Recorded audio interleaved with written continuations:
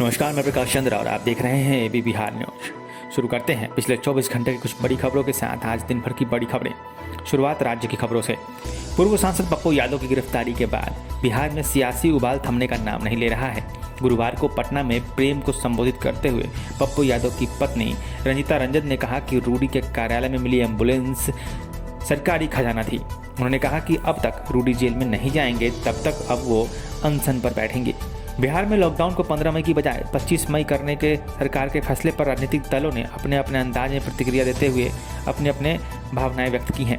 मुख्यमंत्री नीतीश कुमार ने ट्वीट कर राज्य में लॉकडाउन को आगे बढ़ाए जाने का ऐलान किया है और 25 मई तक लॉकडाउन की घोषणा कर दी है। इसके ट्वीट के बाद रीट्वीट करते हुए राजद सुप्रीमो लालू प्रसाद यादव के बड़े बेटे तेज प्रताप यादव ने फैसले का स्वागत किया है। बिहार और उत्तर प्रदेश की सीमा पर बक्सर के पास गंगा में दर्जन भर शव मिलने के संदर्भ में केंद्रीय जल शक्ति मंत्री गजेंद्र सिंह शेखावत के ट्वीट के बाद बिहार के जल संसाधन मंत्री संजय झा ने भी इसे अमानवीय और मां गंगा का अपमान बताया है। संजय झा ने बुधवार को ट्वीट करके कहा कि बिहार की सीमा के पास बक्सर जिले के चौसा में गंगा में दर्जनों शव मिले हैं। बिहार और उत्तर प्रदेश के बीच गंगा नदी में बक्सर और गाजीपुर के पास मिले शवों को लेकर सियासत थमने का नाम नहीं ले रही है। यह मामला काफी तूल पकड़ चुका है। इस पर अब बिहार के पूर्व मुख्यमंत्री और राष्ट्रीय जनता दल के राष्ट्रीय अध्यक्ष लालू प्रसाद यादव ने भी प्रतिक्रिया दी है और सरकार पर कड़ा हमला बोला है। लालू प्रसाद यादव ने कहा कि जिंदा रहते इलाज नहीं मिला और मरने के बाद हिंदुओं को शवों को दफनाया जा रहा है। अब नजर डालते हैं देश की कुछ बड़ी खबरों पर। कोरोना वैक्सीन को लेकर गुरुवार को अहम जानकारियां दी गई हैं। इसके तहत कोविड-19 संक्रमितों को उनके स्वस्थ होने के 6 महीने बाद कोरोना वैक्सीन दिए जाने की बात कही है। साथ ही बताया गया है कि कोविशील्ड की 2 खुराकों के बीच अंतर को बढ़ाकर 12 से 16 सप्ताह किया जाना चाहिए। इसके अलावा पैनल ने सुझाव दिया है कि गर्भवती महिला को भी कोरोना वैक्सीन दिया जा सकता है। हालांकि वैक्सीन की खुराक के बीच अंतर को लेकर कोई सुझाव नहीं दिया गया है।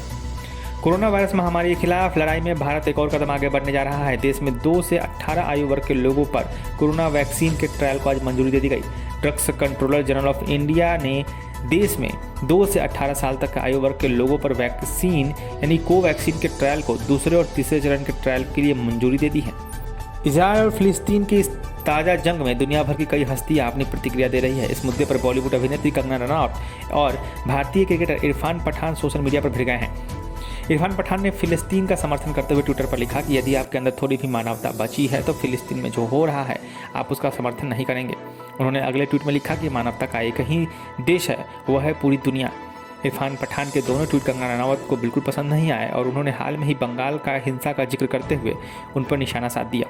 मुख्यमंत्री योगी आदित्यनाथ के साथ रोज टीम 9 के साथ कोरोना की समीक्षा बैठक और स्थलीय निरीक्षण चल रहा है, जिसके कारण सरकारी मशीनरी भी मिशन मोड में आ गई है।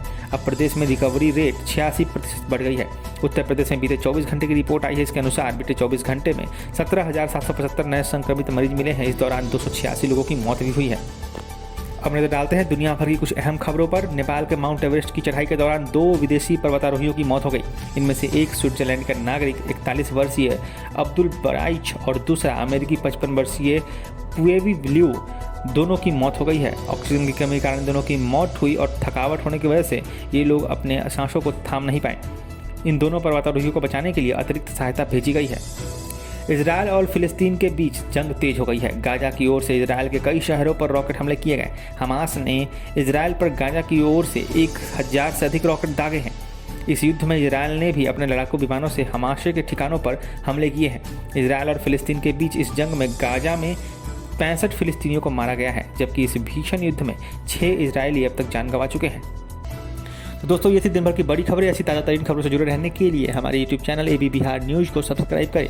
साथ ही आप हमारे फेसबुक और ट्विटर पेज पर भी हमसे जुड़ सकते हैं। खबरों को विस्तार से पढ़ने के लिए हमारी वेबसाइट www.abbiharnews.com को जरूर विजिट करें। स्वस्थ रहें, सुरक्षित रहें।